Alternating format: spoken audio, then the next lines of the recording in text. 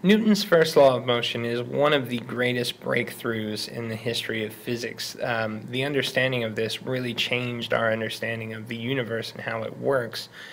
But in order to really fully understand where this came from, because believe it or not, Newton was not the guy who actually first wrote down the first law of motion, we need to go through a little bit of a history lesson to see where this idea came from.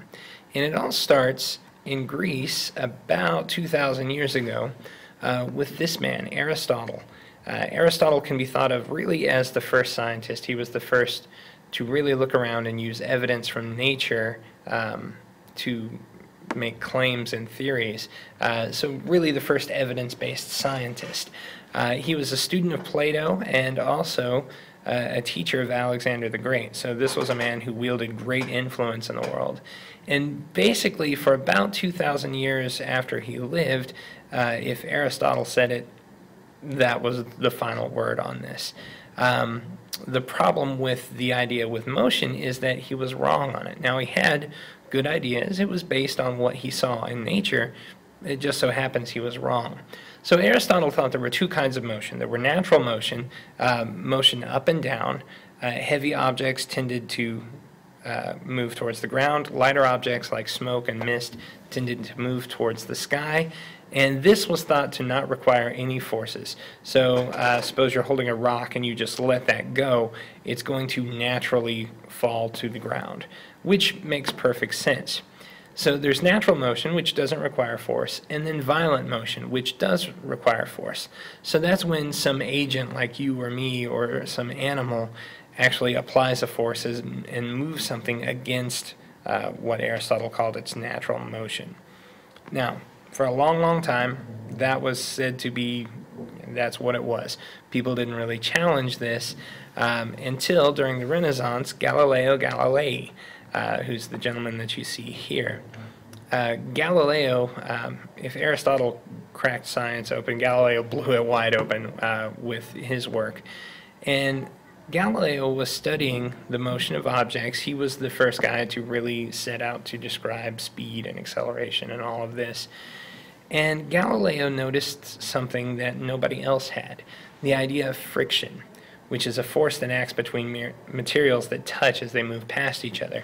So if you've ever done the thing where you rub your hands together and it gets warm, it's getting warm because of that force. Anytime things slide by each other, there's a force involved, and that force changes the motion of those objects.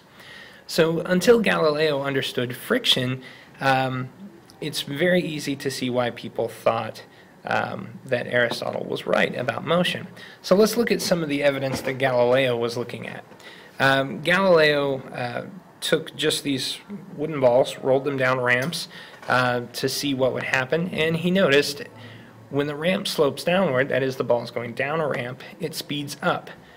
As it goes upward, the speed decreases, and he noticed that if there's no slope, there should be no change in speed. Now, that is where this big leap comes from.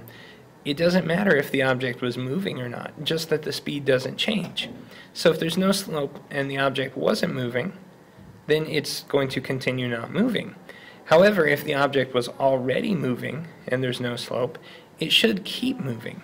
Now, maybe an argument about this that'll make more sense to you is to look at this diagram.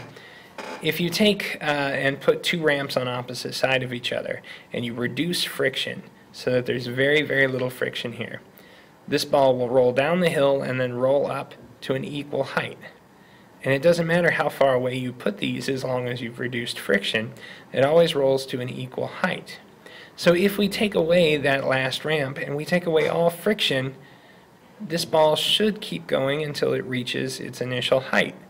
But if it never does, the ball would keep going forever.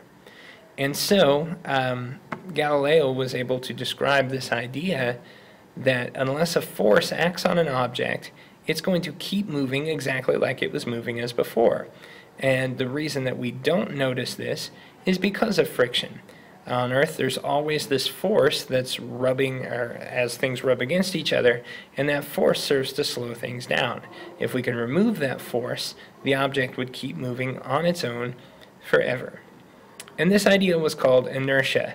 The idea that a body, an object, whatever it is, will resist its change to its state of motion. So if an object's moving, it wants to keep moving. If an object is stopped, it wants to stay stopped. And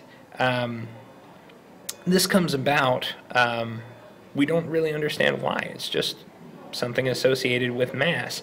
And the more mass an object has, the more inertia it will have. Now this all leads to Isaac Newton, who was born on Christmas Day, the year that Galileo died, and he formulated his first law of motion. Objects continue in a state of rest or of uniform speed in a straight line unless acted on by a non-zero net force, which is really just a restatement of what Galileo said. This really changed our understanding of science forever and really led to the development of modern physics.